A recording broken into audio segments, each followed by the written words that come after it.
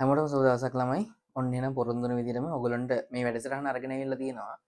ගත්තොත් එහෙම මේ අපේ පන්තියට සහභාගී වෙන ළමයින්ට දැන් මම ළමයි ඔන්ලයින් ක්ලාස් පටන් අරගෙන දැන් මාස 3ක් විතර වෙන්නේ. හැබැයි මම ක්ලාස් පටන් අරගෙන අවුරුදු දෙකකට වඩා වැඩි. ඒ වුණාට මම ඔන්ලයින් ක්ලාස් පටන් අරගෙන මාස 3ක් විතර වෙන්නේ. ඒ කියන්නේ තුන්වෙනි වාරයේ ආරම්භයේදී තමයි 6 7 8 9 කියන පන්ති පටන් ගත්තේ. ඉතින් ගත්තොත් එහෙම එතකොට මේ මගේ පැත්තෙන් ගත්තොත් මම පළවෙනි වාරේ සහ දෙවෙනි වාරේ ළමයින්ට පාඩම් ටික කරලා නැහැ. හරිද? ඒතර ගත්තොත් එහෙම දැන් මම තුන්වෙනි වාරේ ඉඳලා අපි දැන් පාඩම් 5කට ආසන්නව ඉවර කරලා තියෙනවා. ඉතින් ඒ පාඩම් ටික හොඳට ළමයින්ට තේරලා තියෙනවා. ඉතින් ඒකත් එක්කම ළමයින්ගේ සහ දෙමව්පියන්ගේ ඉල්ලීම ආවා. අනේ සර් මේ ළමයින්ට මෙන්න මෙහෙම පරණ පාඩම් ටික බැරි තියෙනවා. බැරි පාඩම් ටික තියෙනවා සර් කියලා දුන්නම් හොඳට තේරෙනවා. ඒකින්ද සර්ට මේ පරණ පාඩම් ටික කරලා දෙන්න බැරිද කියලා ඉතින් දෙමව්පියොත් ගොඩක් ඇහුවා. ඒ වගේම ළමයි කිව්වා සර් මේ මෙන්න මේ පරණ පාඩම තියෙනවා මේ පාඩම තියෙනවා පුළුවන්ද සර් කියලා ඉවරලා සමහර දෙමව්පියෝ මේ වෙනම පන්තියකුත් දාගන්න පවා ඇහුවා. මං කිව්වා එහෙම අවශ්‍ය වෙන්නේ නැහැ. අපි දැන් හැමෝටම ළමයින්ට ගත්තම ඒ අමාරු පාඩම් ටික සහ පරණ මගේ පැත්තෙන් වෙන්න ඕන හින්දා පරණ පාඩම් ටික හරි මම ඔයගොල්ලන්ට නොමිලේ කරලා දෙන්නම් තමයි. ඒක ප්‍රශ්නයක් නෑ. මම එතකොට මම කිව්වා ඔයගොල්ලන්ට දැන් පැය ගණන් උගන්වන්න ගියොත් එහෙම මොකද කම්මැලි හිතෙනවා නේද?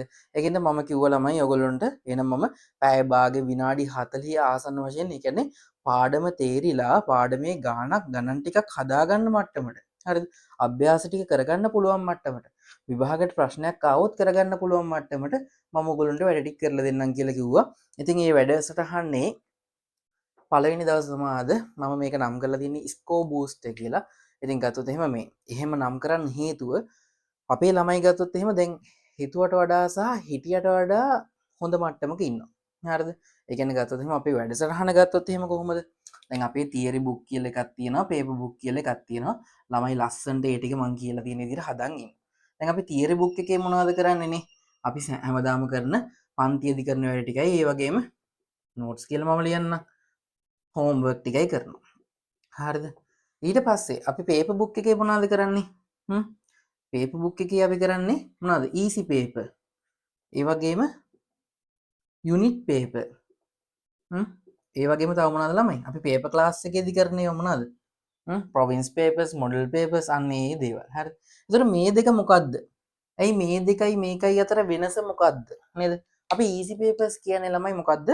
හැමදාම පන්තිය පටන් ගද්දී ඔයගොල්ලන්ට විනාඩි 45ක් විතර සම්පූර්ණ වෙන වැඩසටහනක්. ඒ කියන්නේ ඔයගොල්ලෝ විනාඩි 15න් 20න් කරලා ඉවර කරනවා. ඒක. very good. හරිද? ඊට පස්සේ මම ඒක සාකච්ඡා කරනවා. මොකද්ද ඊසි පේපර් කියන්නේ? පරණ පාඩම් ටික මොනවද? පරණ පාඩම් වලින් මම හදලා දෙන චූටි පේපර් එකක්. විනාඩි 15ක 10ක පේපර් එකක්. හරිද? එතකොට ඒකත් එක්ක ඔයගොල්ලන්ට මොකද වෙන්නේ? පරණ පාඩම් ටික අමතක වෙන්නේ නැහැ. ඒකත් එක්ක අපේ ළමයින්ගේ ලකුණු ගොඩක් වැඩි වෙලා තියෙනවා.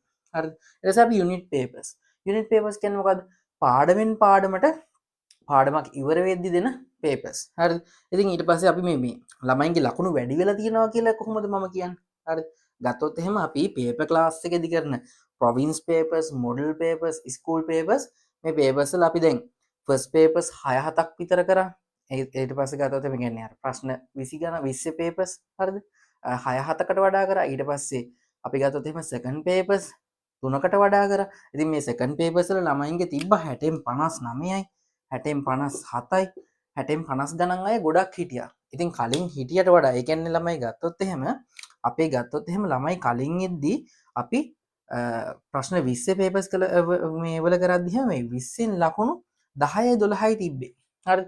ඒ ළමයින්ගේ අපි අන්තිමට 40 පේපර්ස් වල ඒ කියන්නේ ප්‍රශ්න 20 පේපර්ස් කරද්දී අන්තිමට 38යි 37යි හැමෝගෙම 35ට වඩා හැමෝගෙම වැඩි. හරිද? ඉතින් මේ මට්ටමට ගෙනල්ලා ඉවරුණයින් පස්සේ තමයි අපි සෙකන්ඩ් පේපර්ස් කරන්නේ. හරිද? ඉතින් අපි අන්න ඒකින්ද තමයි මම කියන්නේ ගොඩක් ලකුණු වැඩි වෙලා තියෙනවා කට්ටියගේ. ඉතින් ලකුණු වැඩි වුණා ළමයි කණ්ඩායමක් ඉන්නවා සහ හැම ළමයෙක්ගෙම පොඩි පොඩි අඩුපාඩු පරණ පාඩම් වල තියෙනවා. අන්න ඒකින්ද තමයි මේ ස්කෝ බූස්ට් කියන වැඩසටහන මම අද ඉඳලා පටන් ගන්න. අද ඉඳලා ඔයගොල්ලන්ට මේ පාඩම් වල වීඩියෝස් ටික වැටෙන්නේ සාමාන්‍ය පන්තියේ කරන විදිහටම තමයි. අපි මුලින්ම පන්තියේ ළමයින්ට මේකේ බලන්න අවස්ථාව දෙනවා. අන්ලිස්ටඩ් වීඩියෝස් විදිහට දාලා අපි මෙච්චර කාලයක් හැමදේම ගියේ විදිහට අන්ලිස්ටඩ් වීඩියෝස් විදිහට දාලා අපේ පන්තියේ ළමයින්ට නරඹන්න දීලා අපි ඊට පස්සේ මම පබ්ලික් එකට මේක පබ්ලිෂ් කරන්න. ඒ විදිහට තමයි වැඩ ටික යන්නේ. එතකොට මේ හැමදාම මේ විදිහට කියවන්නේ නෑ ළමයි. අද පළවෙනි වීඩියෝ එකකින් තමයි මේ පොඩ්ඩක් ඉතින් කතා කරේ. අපි එහෙනම් පාඩමට යමු. හරි. පාඩමට යමු. එතකොට ගත්තොත් එහෙම මේක මොනවද කරන්නේ අපි? මේ කරන්නේ පළවෙනි පාඩමේ ඉඳලා ඔයගොල්ලෝ තුන්වෙනි වාරේ පටන් ගත්ත පාඩම වෙනකම්. මොකක්ද තුන්වෙනි පාරේ පටන් ගත්ත පාඩම? අනුපාත පාඩම තියෙන 21 වෙනි පාඩම. අනේ අනුපාත පාඩම වෙනකම් සමමිතිය පාඩමේ ඉඳලා ඔයගොල්ලොන්ට ෂෝට් නෝට් එකක් විදිහට පොඩ්ඩක් ගණන් ටික හදාගන්න, ප්‍රශ්න ටික කරගන්න අවශ්‍ය වෙන විදිහට වැඩ ටික කරන එක තමයි කරන්නේ ළමයි. එහෙනම් අපි වීඩියෝ එකට යමු. පාඩම හොඳින් අහගන්න ළමයි හැමෝම. හරි ළමයි. හැමෝම අහගන්න එහෙනම් අපි කතා කරන්නේ සමමිතිය පාඩම ඔන්න පළවෙනි පාඩම. හරිද? අපි මේ පාඩමේදී ඔයගොල්ලන්ට කතා කරන ළමයි දීපාර්ශ්වික සම්මිතිය, ඒ වගේම දීපාර්ශ්වික සම්මිතික තල රූප හඳුනාගන්නේ කොහොමද? ඒ වගේම මේ දීපාර්ශ්වික සම්මිතික තල රූප අඳින්නේ කොහොමද? ඔයගොල්ලන්ට එක පැත්තක් දීලා තිබ්බම ප්‍රශ්නේ අනිත් පැත්ත අඳින්නේ කොහොමද? අන්න ඒ දේවල් අපි කතා කරනවා. ඉතින් අපි එනම් යමු ළමයි පාඩමට. ඔයගොල්ලන්ට පොඩි නෝට් එකක් ඕනනම් දාගන්නත් පුළුවන්. මම සාමාන්‍ය පන්තිය උගන්වන විදිහටම කියාගෙන යන්නම් වැඩ ටික. එතකොට ළමයි ඔන්න මාතෘකාව ලියාගන්න සමමිතිය කියලා අවශ්‍ය නම් හරිද? ඊට පස්සේ අපි මොකද අනුමාතෘකාව ද්විපාර්ශ්වික සම්මිතිය. මොකද ළමයි මේ ද්විපාර්ශ්වික ද්විපාර්ශ්වික ඊට ඉස්සෙල්ලා බලමු සමමිතිය කියන්නේ මොකද? සමමිතිය සමාන මිනුම්. දැන් පරිමිතිය කියන්නේ මොකද ළමයි? ඔයගොල්ලෝ දන්නා පරිමිතිය අපි ගන්න මොකද? ඕන මේක පරිමිතිය ගන්න කිව්වම මොකද කරන්නේ අපි? වටේ දිග. ඒ කියන්නේ පරිමිතිය. හරිද? එතකොට මිනුමක් ගන්න එක තමයි. ඒ කියන්නේ වටේ මිනුම ගන්න එක තමයි අපි පරිමිතියෙන් කරන්නේ. ඉතින් සමමිතිය මොකද ළමයි? සමමිතිය කියන්නේ සමාන මිනුම්. හරිද? දැන් හොඳම උදාහරණයක් ගත්තොත් එහෙම මාව. දැන් මාව ගත්තොත් එහෙම ළමයි මේ කණ්ණාඩිය පේනවන්නේ. මේ කණ්ණාඩිය මෙතනින් හරියට මගේ හරියටම මෙහෙම රේඛාවක් ඇඳගෙන ගියොත් මෙතන ඉඳලා මේ කණ්ණාඩියෙන් හරියටම බෙදෙනවා නේද? මේ නහයෙන් හරියටම බෙදෙනවා නේ. එතකොට මෙතනින් මේ පැත්තේ තියෙන කෑල්ලත් සමානයි. මෙතනින් මේ පැත්තේ තියෙන කෑල්ලත් සමානයි. මෙතන මෙතන නහයේ ඉඳලා මේ පැත්තට තියෙන දිගත් සමානයි. මේ පැත්තට තියෙන දිගත් සමානයි. අන්න ඒකට තමයි ළමයි සමමිතිය කියන්නේ සරලව අදහස ගත්තොත්. හරිද? එතකොට අපි ගත්තොත් එහෙම ළමයි දැන් මේක ද්විපාර්ශ්වික සම්මිතිය කියන්නේ මොකද්ද? ද්විපාර්ශ්වික සම්මිතිය කියන්නේ ළමයි මෙන්න මේ වගේ දෙයක්. හරි. ද්විපාර්ශ්වික සම්මිතිය කියන්නේ අපි ගත්තොත් එහෙම ඕනෑම වස්තුවක් ඕනෑම දෙයක් මෙන්න මෙහෙම අපි හරිද එක මත එක හිටින විදිහට. දැන් හිතන්නකෝ මේකට අපි මෙන්න මේ වගේ එකක් ගමු. මම ගන්නම් සමචතුරස්‍රයක්. හරිද? සමචතුරස්‍රයක් ගමු ළමයි. මෙන්න මේ සමචතුරස්‍රයේ හරි.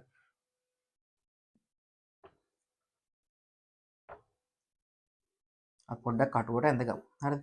අපිට පාඩම තේරුම් ගන්න විතරයි අවශ්‍ය. චිත්‍රපන්තියක් නෙවෙයිනේ. හරි. එතකොට ගත්තොත් එහෙම ළමයි මෙන්න මෙහෙම හිතන්න. මේක සමාන පැති හතරම සමාන සමචතුරස්‍රයක් කියලා හිතන්නකෝ. ඒ කියන්නේ මෙයාත් 6යි සෙන්ටිමීටර කියලා ගත්තොත් අනිත් අයත් 6යි සෙන්ටිමීටර. හරිද? මම මෙයාව මෙන්න මේ එක මුල්ලකින් අරගෙන මෙහෙම අරගෙන මෙහෙම මෙයාව නමනවා. ඒ කියන්නේ මෙන්න මේ රේඛාව හරියටම මෙයාගේ උට හිටින විදිහට මම නමනවා. හරිද? මෙන්න මෙහෙම කියන්නේ මෙහෙම අරගෙන ගිහලා මෙයා මෙහෙම මුඩින් තියෙනවා. තියලා ඉවරලා ළමයි මං චුට්ටක් මෙතන මේ එතකොට මෙන්න මෙහෙම අර පොඩි මේ කවරයක් වගේ හැදෙනවනේ. මම මෙතනින් චුට්ටක් තද කරලා මෙන්න මෙහෙම චුට්ටක් මෙහෙම තද රේඛාවක් හදා ගන්නවා. රේඛාවක් හදාගෙන ඉවරලා මම ආයෙ දිග අරනවා ළමයි. දිග ඇරියෙන් පස්සේ මොකද වෙන්නේ? මෙන්න මෙහෙම මැදින් රේඛාවක් ගිහිලා තියෙනවා මේ. දැන් ළමයි මම ඇඳම චුට්ටක් ඇඳට ආවේ. ඒ වුණාට අපි ගත්තොත් එහෙම හරියටම මැදින් රේඛාවක් ගිහිල්ලා තියෙනවා. හරිද? මෙන්න මෙහෙම හරිය මැදින් රේඛාවක් ගිහිල්ලා තියෙනවා. එතකොට මෙතන ඉඳලා මෙතනට දුරත් සමානයි, මෙතනට දුරත් සමානයි. නේද? ඒ කියන්නේ මෙතන ඉඳලා මෙතනට තියෙන ප්‍රමාණයත් සමානයි, මෙතන ඉඳලා මෙතනට තියෙන ප්‍රමාණයත් සමානයි. හරිද? එතකොට ගත්තොත් එහෙම ඕනෑම හරිද? මෙන්න මෙහෙම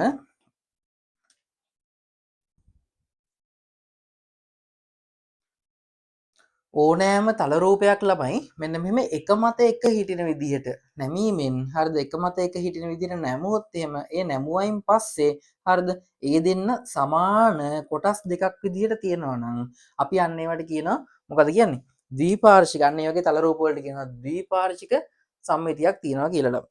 හරිද? ඉතින් ගත්තොත් එහෙම මෙන්න මේ ද්විපාර්ශ්වික සම්මිතියක් තියෙන තල රූපවල අපි මෙන්න මේ රේඛාවට අර මං කියවනේ මෙන්න මෙහෙම හිටිනවා කියලා රේඛාවක් මෙන්න මේ රේඛාවට අපි කියන්නේ මොකද්ද?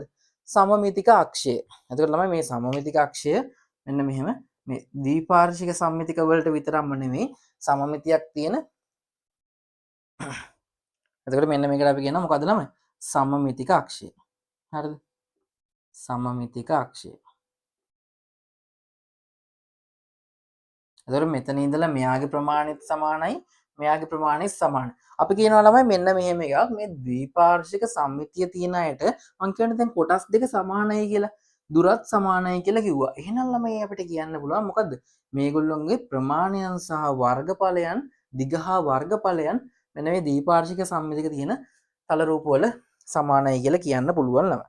හරිද? ඔයගොල්ලෝ ඕවට උදාහරණ දන්නවා. දැන් ගත්තොත් එහෙම අපිට සමහර වෙලාවට ඔයගොල්ලෝ බෝකොළ එහෙම ලස්සන බෝකොළ දැකලා තියෙන්නේ. මෙන්න මේ බෝකොළත් ළමයි හරියට හැම බෝකොළයක්ම නෙමෙයි ද්විපාර්ශ්වික සම්මිතික තියෙන හැඩ රූප තියෙන ඒවාත් තියෙනවා. අපි දැන් අපි එහෙම උදාහරණ වලට යනකොට අපි බලමු නිකන් අපේ ගණිතය සම්බන්ධව. හරි. අපි මෙන්න මේ වගේ ද්විපාර්ශ්වික සම්මිතික එන්නේ මොනවද කියලා බලමු. එතකොට ළමයි ද්විපාර්ශ්වික සම්මිතියක් කියන්නේ මොකද්ද? මොකද තල රූපයක් ගත්තොත් එහෙම ඒ තල රූපේ සරල රේඛාවක් ඔස්සේ නැමීමෙන් එකිනෙක සමපාත වන පරිදි කොටස් දෙකකට බෙදේ නම් අන්නේ එම තල රූප ද්විපාර්ශ්වික සම්මිතියේ තියෙන තල රූප කියලා කියනවා. හරි. එතකොට මේ අක්ෂි අපි සම්මිතික අක්ෂි කියලා කියනවා ළමයි. එතකොට මං කිව්වා වර්ගඵලයෙන් සමානයි. ඒ ටිකත් හරි. එතකොට ළමයි ගත්තොත් එහෙම මේ ද්විපාර්ශ්වික සම්මිතික. හරිද? මං කියන්නේ මෙයා සම්මිතික අක්ෂි කියලා. අපි දැන් දැනගන්න ඕනේ හරි. ඔන්න සම්මිතිය කියන්නේ මොකක්ද කියලාත් හරි දීපාර්ශ්වික සම්මිතිය කියන්නේ මොකක්ද කියලාත් හරි. දැන් අපි දැනගන්න ඕනේ කොහොමද මේ සම්මිතික අක්ෂ අඳින්නේ කියන එක. දැන් අපි හරි දන්නවා සමහර තල රූප වල ඒ කියන්නේ එකට එක මෙන්න මෙහෙම හිටින විදිහට නැමුවොත් එහෙම අන්න ඒ වගේ සම්මිතියක් තියෙනවා. ඒ වගේ දීපාර්ශ්වික සම්මිතියක් තියෙනවා. මැදින් යන රේඛාව තමයි මොකද්ද? සමමිතික අක්ෂය කියලාත් අපි දැන් දන්නවා. හරිද? ඉතින් අපි දැන් ඒක හැම එකකම හොයාගන්නේ කොහොමද?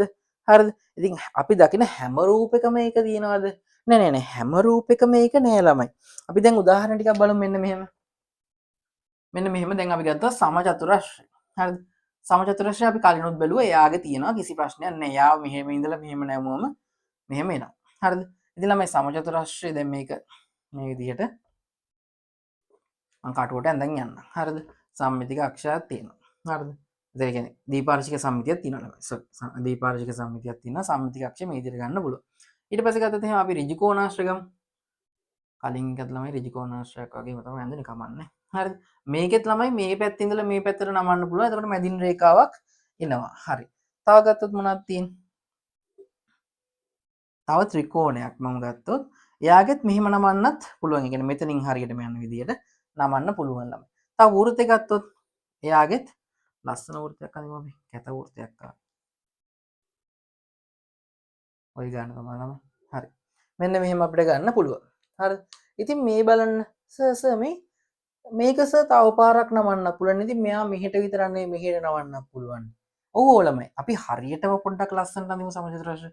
හරිද? ලස්සන සමචතුරස්‍රය බලමු. ලස්සන එකක් අපිට ඇඳේද කියලා. ටිකක් විතර එකක් හොඳ එකක් ආවා ළමයි. හරි. එතන ගත්තොත් එහෙම මම මොකද කරන්නේ? එකපාරක් මුලින් මෙහෙම නම. හරි. දැන් ඔයගොල්ලෝ කියවන්නේ මොකද්ද? සර් මෙයාගේ ඉඳලා මෙහෙට නමන්නත් පුළුවන්. ඔව් එහෙට නමන්නත් පුළුවන් නේ. තව එක්කෙනෙක් කියනවා මේ සර් මෙතන ඉඳලා මෙයාගේ උඩ නැමුවොත් එහෙම අපි දන්නවනේ මෙන්න මෙහෙමනේ. මෙහෙම පුළුවන් නේ සර්. ඔව් ඒකත් හරි ළමයි. එතකොට මෙතන ඉඳලා මෙහෙමත් පුළුවන් නේ සර්. මෙතන හරියටම කැපෙන්න ඕනේ. දැන් මගේ කැපුන්නේ නැහැ ළමයි. හරියටම කැපිලා යන විදිහට එන්න පුළුවන්. එතකොට සර් මෙයාගේ දීපාර්ශ්වික සම්මිතිය තියෙනවානේ ගොඩක්. ඉතින් සර් මෙයාගේ සම්මිතික අක්ෂත් එකට වඩා තියෙනවා සර් කිව්වනේ මෙහෙම නමන එක තමයි නැමිලා එන රේඛාව තමයි සම්මිතික අක්ෂය නම් මේකේ සම්මිතික අක්ෂය එකට වඩා තියෙනවා. ඔව් ළමයි සම්මිතික අක්ෂයකට වඩා තියෙනවා. හරිද? දැන් මේකේ ගත්තොත් එහෙනම් මේකේ සම්මිතික අක්ෂය කීයද? මේ ඔන්න මම මේක 1යි. මේක 2යි. මම මෙතන ලියන්න හරි. ඊට පස්සේ මේක 3යි. ඊට පස්සේ මෙන්න මේක 4යි. එතකොට ළමයි මේක කීයද? සම්මිතික අක්ෂ 4ක් ගිහිල්ලා තියෙනවා. හරිද? එතකොට මෙයාගේ සම්මිතික අක්ෂ කීයද? 4ක් තියෙනවා. මෙයාගේ මේක හරි. මේ පැත්තට නමන්න පුළුවන් ඒකත් හරි. හරිද? එතකොට මෙයාගේ මෙතනින් අල්ලලා මම මෙහෙම නැමුවොත් එක මතයක හිටිනවද ළමයි? මෙයාගේ මෙතනින් අල්ලලා මෙහෙම නැමුවොත් එහෙම එක මතයක හිටිනවද? එක මතයක හිටුනොත් මෙන්න මෙහෙම රේඛාව යන්න මෙන්න මෙහින් නිකන් ඇදව. හරිද? ඒ කියන්නේ ළමයි එහෙනම් එයාගේ ඒ විදිහට නැමුවම සම්මිතික අක්ෂයක් පිහිටන්නේ නෑ. එයාගේ දීපාර්ශ්වික සම්මිතියක් එහෙම එන්නේ ඍජු කෝණාශ්‍රයක. එතකොට ළමයි ඒ විදිහට දීපාර්ශ්වික සම්මිතියක් එන්නේ නෑ. හැබැයි මේ ආකාර දෙකට එනවා. එතකොට ගත්තොත් එහෙනම් මෙයාගේ සම්මිතික අක්ෂ කීයද? මෙහෙට 1යි, මෙහෙට 1යි 2යි. ඊට ළමයි ත්‍රිකෝණය ගත්තොත් එහෙම මේ වේද ළමයි සමපාද ත්‍රිකෝණයක් කියලා හිතන්න මේක. මොන සමපාද ත්‍රිකෝණය නම් මෙහෙම එකයි. ආයිත් ළමයි මං මෙහෙම අඳින්නත් පුළුවන්. සෝරි. මෙහෙම ගමු. හරිලා. ඊට පස්සේ තව මොකද්ද? ආයිත් මෙහෙන් ගන්නත් පුළුවන්. හරිද? එතකොට ළමයි මේක අපි ඉන්න බලමු. ඔන්න ඔය විදිහට ළමයි. ඉතින් මං ඇදට ඇදලා තියෙන එක. හරි.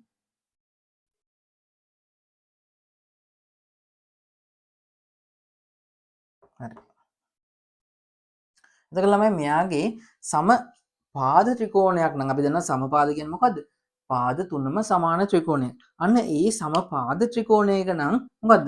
මෙන්න මෙහෙම සම්මිතික අක්ෂ තුනක් තියෙනවා ළමයි. ඒතර වෘත්තයක කීයක් තියෙනවද? මෙහෙම අඳින්න පුළුවන්, මෙහෙම අඳින්න පුළුවන්, මෙහෙම අඳින්න පුළුවන් ළමයි. කියන්නේ මේ ඔක්කොම කැපිලා යන විදිහට. හරිද? අන්න එහෙම කැපිලා යන විදිහට ළමයි කොච්චර ප්‍රමාණයක් මේකේ අඳින්න පුළුවන්ද? එතකොට ළමයි මෙයාගේ සම්මිතික අක්ෂ කීයද? 3යි. හරිද? එතකොට මෙයාගේ කොච්චරද ළමයි? අනන්තයක් කියලා අපි කියනවා. අනන්තයක්. එතකොට ළමයි අනන්තයක් කියලා ළමයි අපි කියනවා.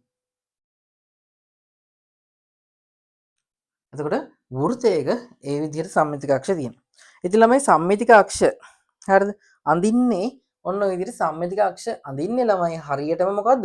එයාගේ මෙයාව ගත්තොත් මෙයාව හරියටම අනිත් පැත්තේ එක්කෙනා මත වැටෙනවා නම් ඒ වැටෙන රේඛාව හරහා තමයි එතකොට අපි සම්මිතික අක්ෂේ අඳින්නේ. හරිද? එතකොට ළමයි ඒ විදිහට සම්මිතික අක්ෂ තියෙන රූප නැති රූප අපිට එතකොට අඳුන ගන්න පුළුවන්. එතකොට ළමයි ගත්තොත් එහෙම මේ ද්විපාර්ශ්වික සම්මිතික තල රූප. හරිද?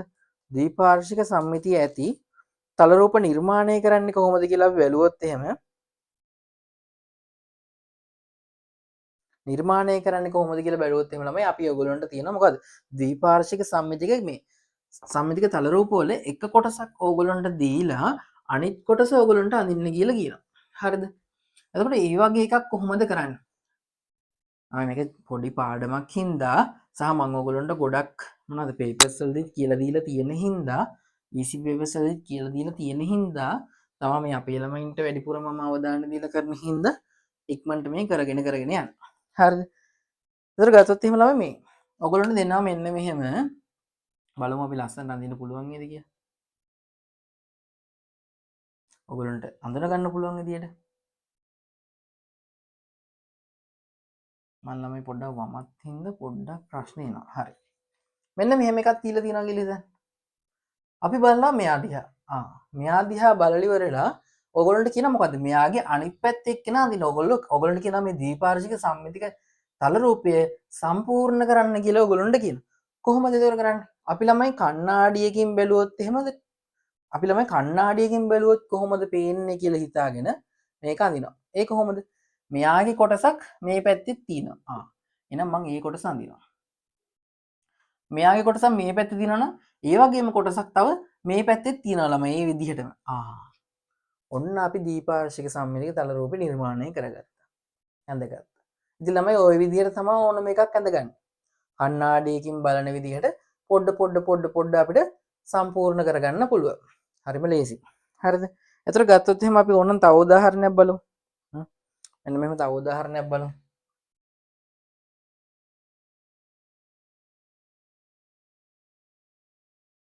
තව උදාහරණයක් බලමු. හරි. හරි. මෙන්න මෙහෙම එක්කෙනෙක් ඉන්නවා. මොකද කරන්නේ අපි කණ්ණාඩියකින් බැලුවම කොහොමද පේන්නේ වගේ වඳිනවා. ඒක කෑල්ලෙන් කෑල්ල අඳිනවා නම. මෙයා වඳිනවා මම මුලින්ම. ඔන්න ඇඳගත්තා. හරි. ඊට පස්සේ මම මෙයාවත් ඕනනම් ඇඳ ගන්නවා. ඒක ප්‍රශ්නයක් නෑ. හරි. ඕනනම් පිළිවෙලට අඳින්න පුළුවන්. පිළිවෙලට අඳිමුකෝ. මෙයාව ඇඳගත්තා. හරි. ඊට පස්සේ මෙයාව ඇඳ ගන්නවා ඒ වගේම. ඔන්න හරි.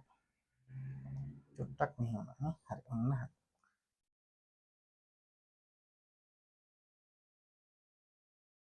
හරි. කමන්නේ ඔය ගන්න අපි අඳිමු.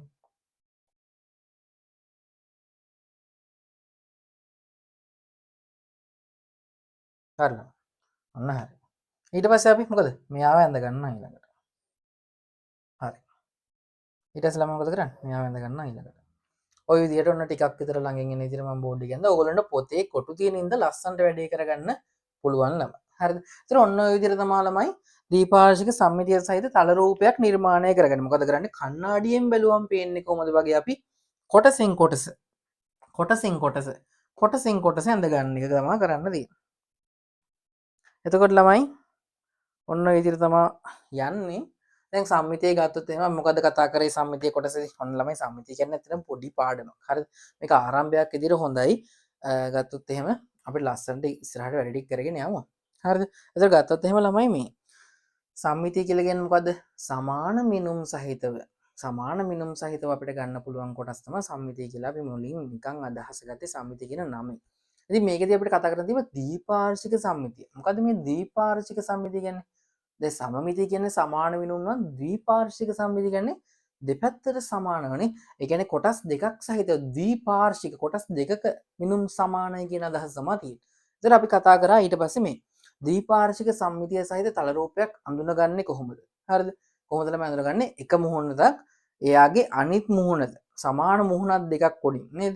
ඒ මුහුණට අනිත් මුහුණට උඩින් තියෙන විදිහට හරියටම අපි එක මත එක පිහිටලා නමලා ඉවරලා පොඩ්ඩක් තද කරලා අපි මෙන්න මෙහෙම හැදුවොත් එහෙම එතනින් හැදෙන රේඛාවෙන් හරියටම දෙපැත්තට කොටස් දෙක සමානව බෙදෙනවා නම් අපි කියන අයට මොකද? දීපාර්ශ්වික සම්මිතියක් තිබ්බ කියලා. තියෙනවා කියලා. ඒ වගේම ළමයි මේ රේඛාවට මොකද්ද කිව්වේ? සම්මිතික අක්ෂය කියලා කිව්වා. ඊට පස්සේ අපි කිව්වා මේ සම්මිතික අක්ෂය අඳුනගන්නේ කොහොමද? සම්මිතික අක්ෂය අඳින්නේ කොහොමද? සම්මිතික අක්ෂ කීයක් තියෙනවද? ඒ කීයක් තියෙන එක අඳුනගන්නේ කොහොමද කියන එක අපි කතා කරා. හරිද? මේ ඔක්කොම ළමයි අර මං කියපු දේවල් අතරේ ඔක්කොම තියෙනවා. ඊට පස්සේ ගත්තොත් එහෙනම් මොකද්ද අපි? ඒවා අඳුනගන්නේ කොහොමද ළමයි? අනිත් ටිකත් නම අපිට බලන්න පුළුවන්. හරිද? සමාන කොටස් එනවද කියලා. ඊට පස්සේ මම ප්‍රධානව උදාහරණ ටිකකුත් කතා කරා. හරිද? ඊට පස්සේ ගත්තොත් එහෙම ළමයි අපි සම්මිතික අක්ෂ භාවිතයෙන් ද්විපාර්ශ්වික සම්මිතික තල රූපයක් නිර්මාණය කරගන්නේ කොහොමද කියලා බැලුවා. මෙතන අපි දැන් කරලා තියෙන්නේ ඒ ටික. හරිද? ඒතර ඒක කොහොමද නිර්මාණය කරන්නේ කොහොමද කියලා අපි බැලුවා. කොහොමද කණ්ණාඩියකින් බැලුවම අපිට පේන්නේ කොහොමද කියලා අපි හිතාගෙන කොටසින් කොටස ඇඳ ගන්න එක තමයි කරන්නේ. හරිද ළමයි? ඒතර ඔන්න ඔය විදිහට තමයි වැඩ ටික යන්නේ ළමයි. එතකොට මේ පළවෙනි පාඩම සහ පොඩි පාඩමක්, ලේසි පාඩමක්. ඉතින් ළමයි ඔයගොල්ලෝ මම දාපු යුනිට් පේපර්ස් ටිකෙත් ඔක්කොම කට්ටිය ලස්සනට වැඩ ටික කරලා තිබ්බා. කිසි ප්‍රශ්නයක් නැහැ. හැමෝගෙම හොඳයි මේ ටික. ඒතර ගත්තොත් එහෙම ළමයි මේ ඔය විදිහට තමයි වැඩ ටික යන්නේ. ඔයගොල්ලන්ට මේ දැන් ලේසි පාඩමකින් මම පටන් ගත්තේ ළමයි. ඒකට අපිට ඉස්සරහට ලස්සනට වැඩ ටික කරගෙන යන්න පුළුවන්. එතකොට මේ ඒ විදිහට අපි වැඩ ටික කරගෙන යමු ළමයි. එහෙනම් මේ අනිත් දවසෙත් අනිත් වීඩියෝස් වලදීත් හැමෝම සම්බන්ධ වෙලා අවශ්‍ය කොටස් ටික බලා ගන්න. නිකන් මම ලොකුවට ඇදෙන විදිහට වීඩියෝස් ටික දාන්නේ නැහැ. මොකෝ අපි යුනිට් පේපර්ස්, ඊසි පේපර්ස්, ඒ වගේම ප්‍රොවින්ස් පේපර්ස්, ඒ වගේ මොඩල් පේපර්ස් කරද්දී අපි මේ ඔක්කොම ආයි කවර් වෙනවනේ. මට ඔයගොල්ලන්ට මූලික අදහසක් දෙයිලා අර මට මොකද්ද? ඔයගොල්ලෝම මගේ ට්‍රැක් එකට ගන්න තමයි ඕනේ. හරිද? ඒකෙන්ද තමයි ඔයගොල්ලන්ට මේ වීඩියෝස් ටික පොඩ්ඩක් දීලා ඉවරලා ඒ වැඩ ටික ලස්සනට බලන්න කරන්න දෙන්න. හරිලම. එහෙනම් අපි ඊළඟ වීඩියෝ එකකින් හම්බෙමු. අලුතෙන් පන්තියට සම්බන්ධ වෙනවා නම් ළමයි කවුරු හරි මෙන්න මේ පැත්තේනේ. මෙන්න මේ පැත්තේ තියෙන නම්බර් එකකට WhatsApp message එකක් දාන්න. එතකොට ඔයගොල්ලන්ට පන්තියට සම්බන්ධ වෙන්න දැනගන්න පුළුවන් තොරතුරු එහෙම. එතකොට පන්තියට සම්බන්ධ වෙනවා නම් මොකද කරන්න ඕනේ? නම, ශ්‍රේණිය, පාසල සඳහන් කරලා ඉවරලා අපිට එවන්න. අපි ඩීටේල්ස් ඔක්කොම ඔයගොල්ලන්ට පන්ති වේලාවන් හැම එකක්ම එවන්න. එහෙනම් ළමයි අපි ඊළඟ වීඩියෝෙන් ඉක්මනටම හම්බෙමු. හැමෝටම සුබ දවසක්.